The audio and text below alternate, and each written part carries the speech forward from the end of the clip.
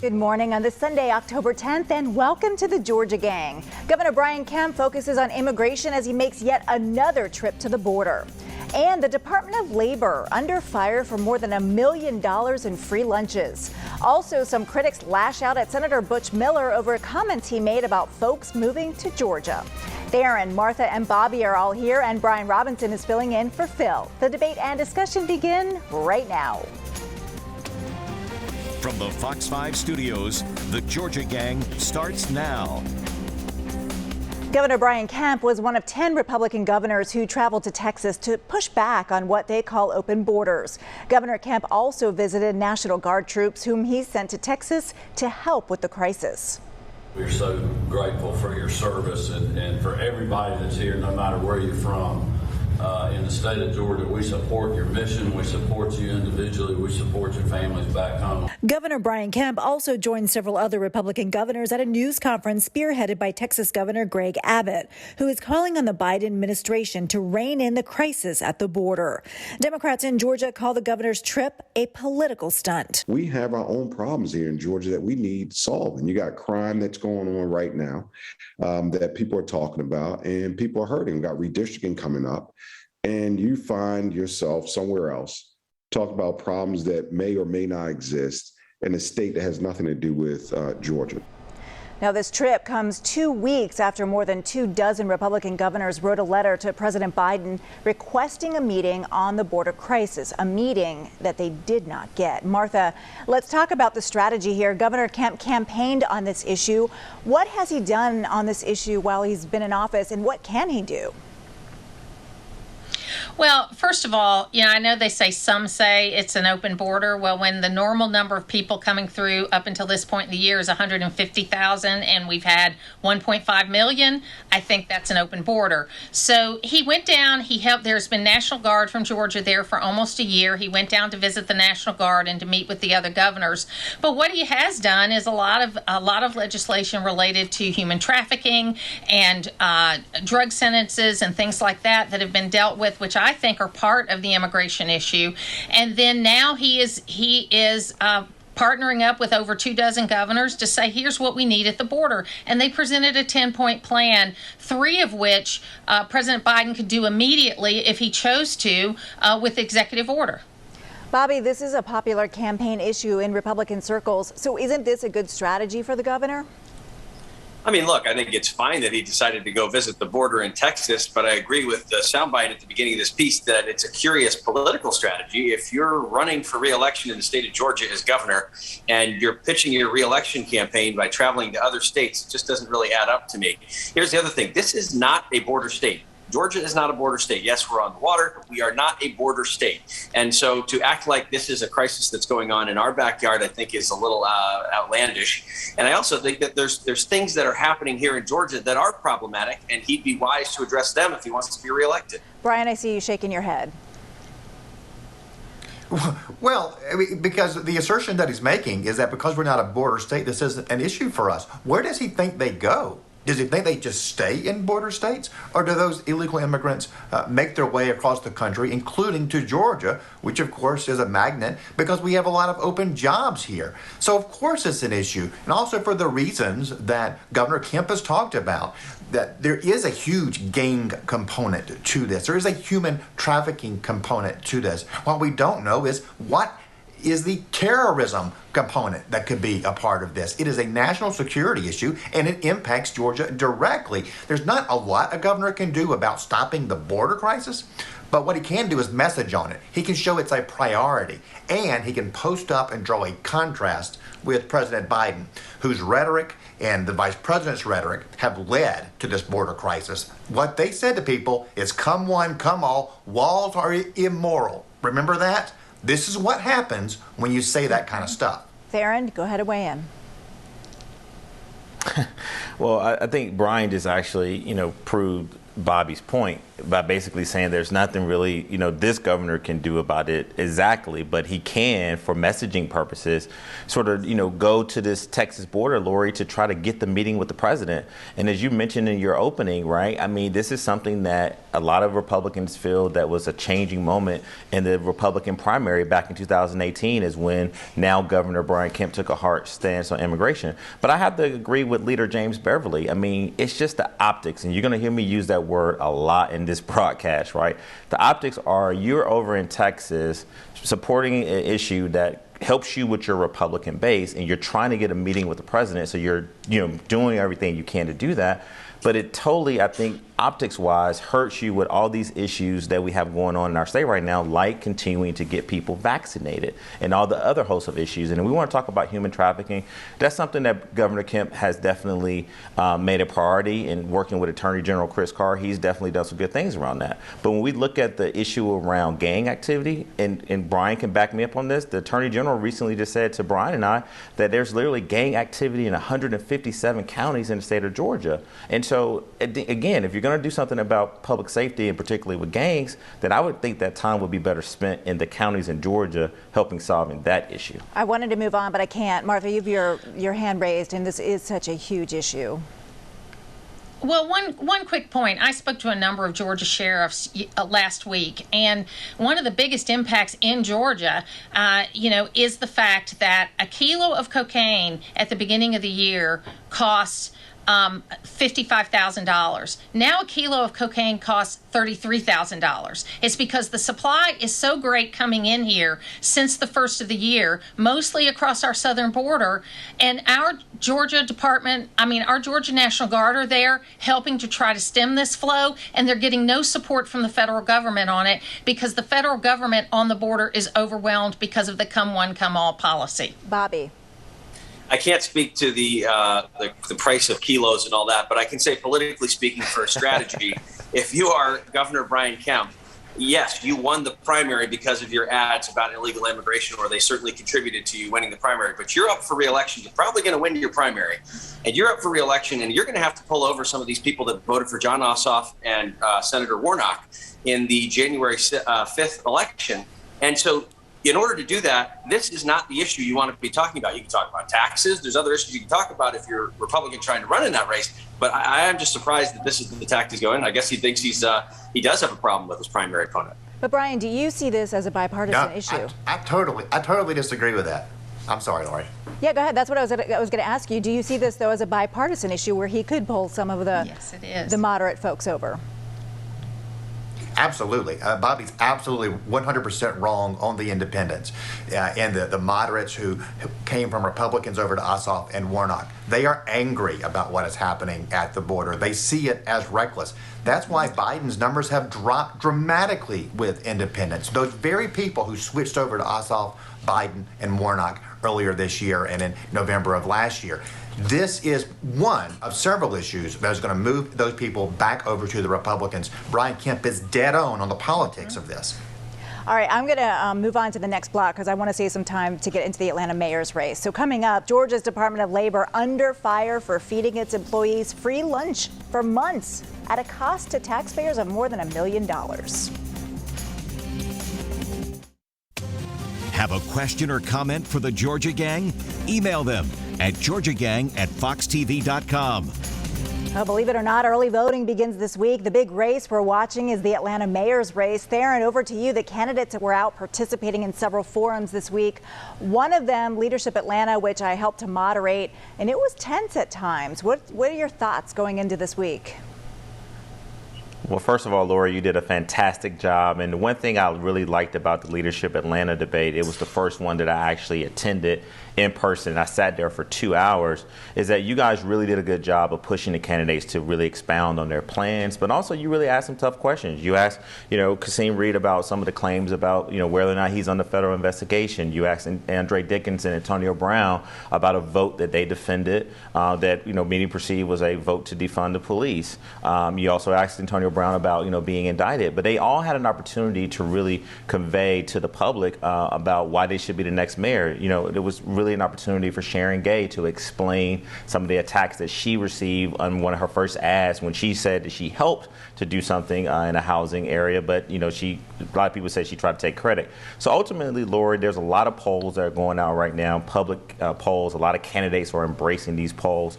I believe that the city of Atlanta, we have a great group of people, 14 candidates who are running for mayor. I believe that the spending in the last 2 to 3 weeks of this race and endorsements and who has the best ground game will ultimately dictate who's going to make the runoff.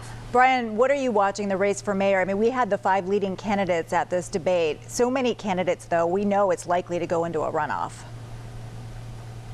That's right. And I think right now, Lori, that Felicia Moore is in a commanding position. What we're seeing in private polling is that she has taken a lead, and that is getting into the groundwater of this conversation, so much so that Kasim Reed was tweeting out yesterday, hey, I've been ahead in all the public polls. Don't believe the private polls. I'm still in this. I'm still in the lead. So that rumor getting out there, that becoming the consensus of what's the snapshot is in this election, is beginning to make Kasim Reed a little bit nervous, and you can see that in that kind of messaging.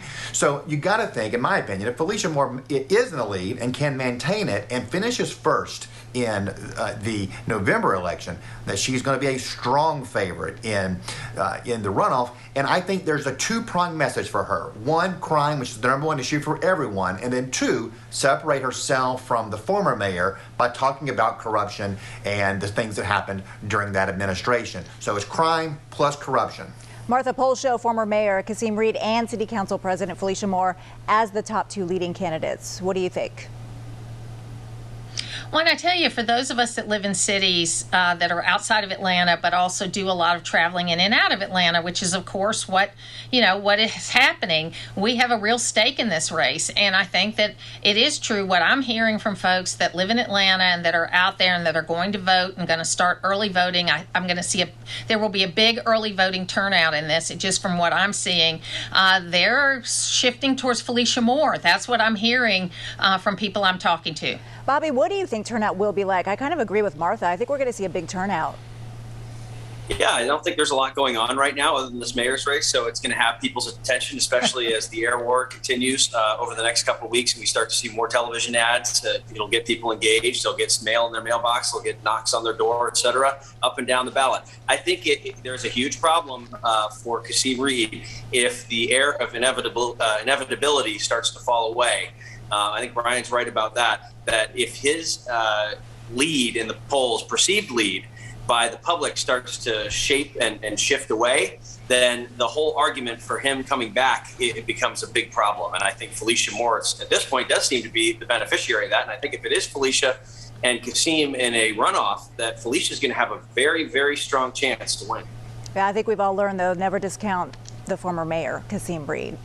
But let's move on, because according to the AJC, a state audit shows the Georgia Department of Labor fed its employees free lunch daily for months, and the cost to taxpayers more than $1 million. Martha, you talked to Commissioner Mark Butler. What did he have to say?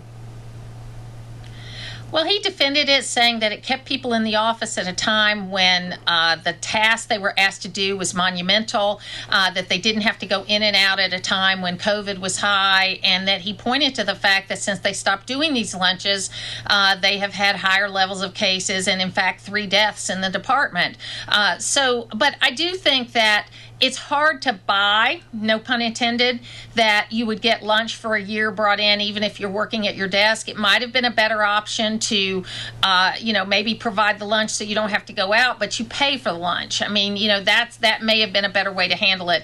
I think it's a problem for him, and his opponent, Bruce Thompson, of course, jumped on it. I talked to him also, and I mean, it's going to continue to be an issue. Theron, the optics don't look good, because every state agency that had employees in-house could really make the same argument that it would have been nice to provide lunch for everyone. Yeah, there's that word again, Lori, optics, what I say early on. I mean, that's the problem for the labor commissioner. And the thing about it is that at a time where the offices were closed, People were waiting, months and months and months to get their unemployment benefits. And then the money that he was using, Lori, was money that was allocated from the federal and the state allocations to help people get their unemployment benefits. And so whether or not, he feels that, I think, to be fair, he said that this helped them sort of get a lot of claims sort of fill, I think was higher than the last 10 years. But how does the public know that, right? The one thing that we know is that you spent $1.1 million on food for employees for lunch. And, and he's saying that had he known about it, he would have stopped. But how did you not know that that was going to be something that you can kind of get, hit on? And so, again, I think that in this climate right now, it's just a very bad optic situation for the Labor Commissioner. I want to try to get one more issue in here. Atlanta School Board Chair Jason Estevez lays out his case why a Buckhead city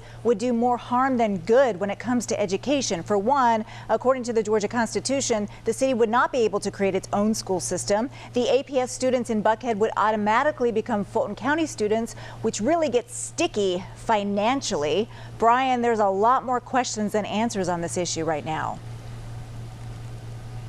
Well, I have a lot of respect for Chairman Estevez. We were in the same leadership Georgia class together in 2015. Great guy. But I disagree with him that on that particular nuance. And I'm not saying whether there should be a Buckhead city or not. But people in Buckhead, if they're not in the city of Atlanta, will still be Fulton County residents. They could go over into the Fulton County school system. There could be some deal work where they stay in APS, where even though they're outside of the city, they stay in the same school district. You can also not create a school district by combining Buckhead, Brookhaven, and Decatur into the Decatur school system, which of course is very popular with very high standards. So there are numerous ways that you can go. This isn't the only issue. It is a big issue, something that they're going to have to work out on the front end before voters decide on this if it goes to the ballot. Bobby, this is a strong argument for the opponents who say, this would really crush APS. Well, it's one of many strong arguments for the opponents, because the fact is this is just one in a series of potential problems that are going to have to be solved if they ever went down this road. We saw, I'm sure it'll be brought up today, but the fact that the folks leading this movement are all part of the Stop the Steal movement, and that Marjorie Taylor Greene, the congresswoman from Northwest Georgia herself, has been out tweeting for Buckhead City Group, really, to me, puts a nail in the coffin for this whole movement. If I sat down and created a 30-second spot that ran on broadcast television in Atlanta over and over again for 2 weeks, showing Marjorie Taylor Greene's face and putting it to the Buckhead City movement, it is done. And she just literally cemented this thing as being over. They can keep talking about this for a while, but this is not going to go anywhere. Theron is giving you virtual high fives and clapping and everything else. But Martha, just weigh in here for 30 seconds, just on this issue, the Marjorie Taylor Greene endorsing the movement. Well, I stand by what I said last week. It'll depend on who becomes the mayor and how quickly they can try to mend the fences with Buckhead City. I do think that Marjorie Taylor Greene probably should not have weighed into this issue. She is not the congresswoman for Georgia. She is the congresswoman for the 14th district, which last time I checked did not have Buckhead in it. She's congresswoman from North Georgia. Yes, thank you. Not Atlanta. I know what you were trying to say. Coming up, a Fox 5 I-Team investigation looks into the non-transparent bidding process for medical marijuana licenses in Georgia. We'll discuss. Join the discussion on the Georgia Gang Facebook page and watch past episodes on the Georgia Gang YouTube channel. Well, Fox 5's Dale Russell went searching for answers on just how Georgia's Cannabis Commission made its decision on awarding licenses. Hi, I got disconnected. It's Martha. Okay, Martha, we got you. The bill that created the commission exempted the commission from most of all of the Georgia Open Records Act. Brian, it looks like they've got something to hide. It sure does. And to use Theron's words, at the very least, it is bad optics. Laurie, I kind of have a problem with the whole system of the state determining who gets lucrative contracts and the ability to grow and sell marijuana here in this state. I believe that system in itself will lead to corruption. Yeah, there should be some sort of free market at work here. Look, we're not on the cutting edge of this. This is a legal product in the states where the vast majority of Americans live today. We are way behind the times. The system we have is what we have because legislators knew that my old boss, Nathan Deal, and the current governor, Brian Kemp, didn't really want to touch these marijuana issues. And this was a negotiation, a compromise. They could get it over the finish line. But at the end of the day, we've got a system that's not great. It needs to be reformed. I give a lot of credit to Micah Gravely, the state representative who has carried this. I know he wants to do more, that this isn't the ideal thing for him either. But the whole system needs to be reformed, and this Open Records Act issue is just one example of it. I think we all agree on that, but I do want to get to this other issue because Republican State Senator Butch Miller, who is also running for lieutenant governor, said this week that, quote, "We need to make sure we are attracting people to Georgia who think like us, and if they don't think like us, they need to assimilate into our values and our culture." Theron, weigh in here. You know, I know Senator Miller pretty well and spent a lot of time with him and Martha up in Gainesville when Martha invited me up to several events there. And because I know him, Lori, I actually, don't think that, he really expected the amount of criticism that has come his way, because basically what the critics are saying is that, he's saying that people shouldn't come here that doesn't, think like us and our values. And I think, the senator definitely, I think if he could take that statement back, he would.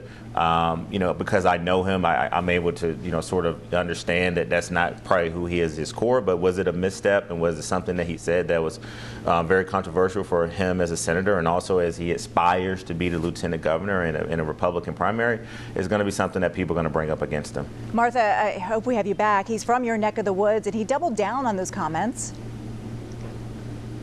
Well, I think it was more, he said it kind of backwards, where what he meant was you're coming here because of a certain level of life that you have, and don't come in and try to change everything. I think that is a common thought, not only among Republican primary voters, but among Georgians, that, hey, we like the style of living that we have here. If you want to come here because we got these great policies, then don't try to change everything. But look, it's a Republican primary. We're going to have a lot of these missteps, and this won't be the last for any of the candidates in the lieutenant governor's race. Bobby, I was going to call on you before you even had your hand up. Critics well, issue is... Well, let me ask you something, because critics really called his comments racist and disgraceful. Is that how you see them? Well, first of all, Martha had tried to do some cleanup on aisle 6 there, and the problem is if you're explaining, you're losing. And if you have to re-explain comments that you end up being called racist for, that's not a good sign for you and your campaign in general. I think these comments will come back to haunt him if he is the nominee for lieutenant governor. And I also think that my question is, who is us in Georgia? I mean, there's 50% of us who are Democrats now, whether you like it or not, Senator, and so to the call on us do you need to assimilate to us as well? Is that what you're saying? I guess it's just the whole thing sounds ridiculous. This is a melting pot. Georgia is, America is, and it's not a productive discussion, and it's not something I would have expected to hear out of the current lieutenant governor's mouth, Mr. Duncan. Brian, will these comments come back to haunt him? This is very similar to what we saw last summer when the media thought that Senator Loeffler's comments about BLM and her conflict with the WNBA players was just a huge gaffe and was going to really hurt her with the electorate. But she went on to be the biggest Republican vote getter. And it in fact was a turning point, because it was a moment where conservatives saw her not bend in the face of media criticism and the cancel culture from the left. And that's what you're seeing from Butch here, is not bending over and just say, "Oh, I'm so sorry, I'm so sorry." No, you know what he was trying Brian, to say. How did that work out for Senator Loeffler? She lost, didn't she? Yeah, I think it's a lot more complex than that, Bobby. It wasn't because of those comments that she lost in January. It was much more complex than that. All right. What Butch has done is signal to Republicans he will stand firm and not bow to criticism. I got to leave it there, guys, because I want to leave a lot of time for winners and losers. Stay tuned, everyone. We'll be right back.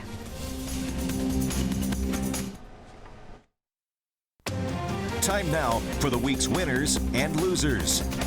Well, I want to first start off by saying Phil, Theron, and I had a really busy week. We took the Georgia gang on the road, and we want to give a shout out to the Hospitality Business Network Foundation who hosted us. Some great folks there, including Mark Zimmerman, Mark Vaughn, and W.B. Baldwin. Theron, over to you. All right, my first winner is going to be Leadership Atlanta, and led by Pat Upshaw Monteith and all the staff and all the Leadership Atlanta alumni. Had a great debate. Lori, you and Condence did a really good job. and moderating that debate.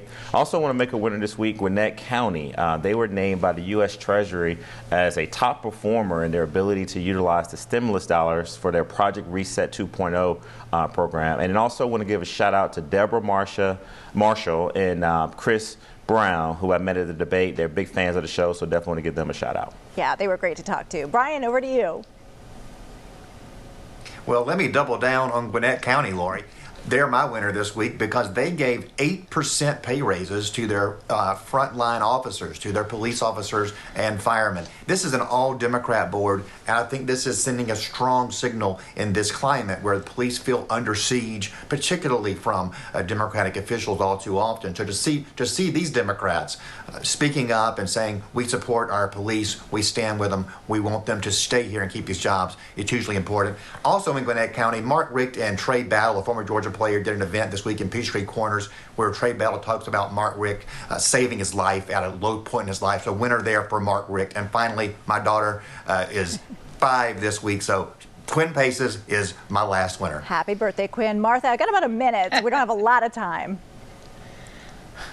Well, my winner this week is Senator David Perdue. I had him on talking about his budget proposal that never got passed, but we really used with this debt ceiling problem that we have. And then Attorney General Garland is my loser. He has gone after local school boards and parents, and he forgets that local control doesn't mean they report to the federal government. And a quick shout out to Liz Salmon, a super fan. All right, Bobby, you know I count on you to keep me on time, so I got about 30 seconds. All right, sounds good. Yeah, my winner is simple. It's all the staff and administrators in the Fulton County school system who have done such a marvelous job of handling the coronavirus. When something pops up, someone tests positive in a classroom, they're able to get them home and quarantine. There's good systems of emails, getting information out to parents. So I just want to say a big thank you to them. Us parents really appreciate it. That's great to hear. Thank you. And thank you all for joining us. We will see you again next week. Bye-bye.